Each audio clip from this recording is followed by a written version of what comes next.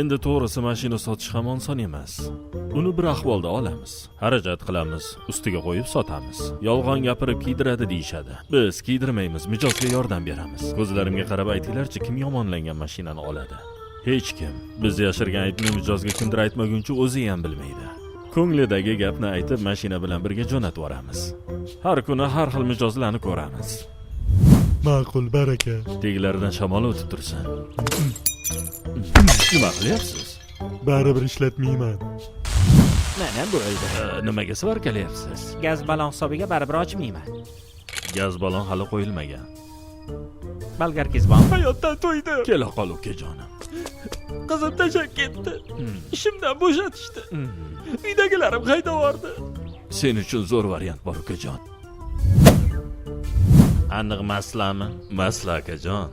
Hu ana Mersni olib polni mana shunga ko'chiramiz. O'sha Mersni minib yursangiz bo'lmaydimi?